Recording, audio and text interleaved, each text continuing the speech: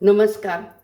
आज मखमली आवाजाचे गायक तलत मेहमूदजी यांची जयंती 24 फेब्रुवारी यांची जयंती आहे. तर त्यांना एक अभिवादन म्हणून मी त्यांच्या आवाजातलं एक गाणं नंतर सादर करणार आहे. पण एक किस्सा त्यांच्या बाबतीत घडलेला सांगणार आहे की तलत मेहमूद हे अमराठी गायक, वास्तविक पाहता ते अमराठी गायक. पण एक सिनेमा निघाला होता 1960-61च्या दरम्यान, पुत्र व्हावा ऐसा. त्याचे निर्माते होते दिनकर जोशी आणि दिग्दर्शक होते राजा ठाकूर.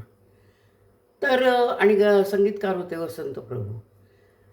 तर हा सिनेमा एक मध्यमवर्गीय त्याचा हिरो होता. 2-3 गाणी झाली रेकॉर्ड करून. पण निर्मात्यांना असं वाटायला लागलं की आपण हिरोचं गाणं एक वेगळा प्रयोग करून वेगळ्या गायकाला घेऊन आपण ते सादर करावं. ते ह्याचे गीतकार, ह्या चित्रपटाचे गीतकार जे होते ते शांता शेळके होत्या, बाबा बोरकर होते, नंतर पी सवळाराम होते. अशा दोघा-तिघांनी ती गाणी लिहिलेली होती. तर जरा दिग्दर्शकांचा थोडासा विरोध होता त्याला की ते अमराठी असल्यामुळं नको. पण निर्मात्याने हट्ट धरला की नाही, असू दे, आपण एक वेगळा प्रयोग करून बघूया. शेवटी दिग्दर्शकांनी ते मान्य केलं आणि ते तलतजींच्याकडं गेले की असं असं एक मराठी गाणं तुम्ही म्हणायचं आहे. त्यांना पण खूप आश्चर्यच वाटलं की म्हणे मराठी गाणं आणि मी म्हणतो, पण माझे जे काही उच्चार वगैरे होतील ते थोडेसे मला त्याच्यावर श्रम घ्यावे लागतील, मला तुम्हाला शिकवावं लागेल आणि मी पण त्याच्यावर कष्ट घेईन, पण प्रयत्न करायला काही हरकत नाही. आणि त्यांनी पण लगेच होकार दिला.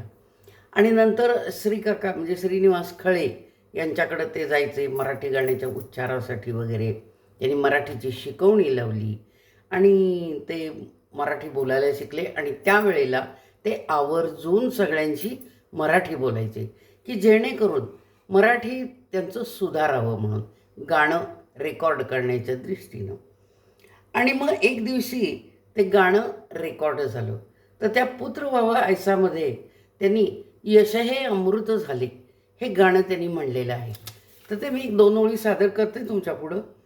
यश हे अमृत झाले, सुख स्वर्गीचे आले, यश हे अमृत झाले, दिग्विजयाच्या मनोरथावर, दिग्विजयाच्या मनोरथावर, नक्षत्रांचे झुलते अंबर, मागे पुढती राजपथावर, लक्षद्वीप लाविले, यश हे अमृत झाले.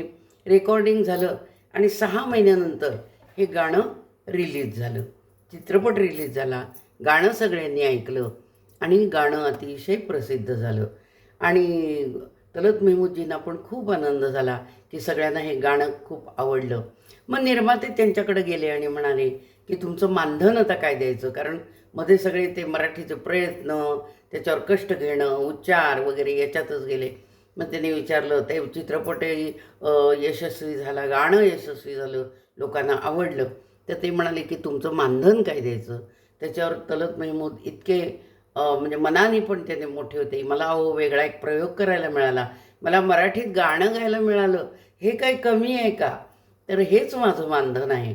आणि त्यांनी एकही पैसा मानधन निर्मात्याकडून घेतला नाही.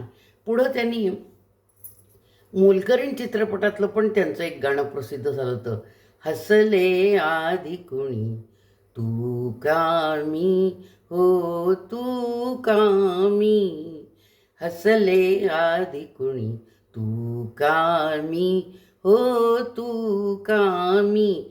तर अशा या मोठ्या मनाच्या गायकाला, नंतर यशस्वी मखमली आवाजाच्या गायकाला त्यांच्या मोठेपणासारखंच आपण त्यांची गाणी जपली पाहिजेत, गाणी ऐकली पाहिजेत आणि अतिशय सुंदर गाणी आहेत त्यांची. तर ते मी अभिवादन म्हणून त्यांना ही माहिती सादर केली. धन्यवाद. माझ्या चॅनलला सबस्क्राईब करा, कॉमेंट्स द्या. जय श्रीराम.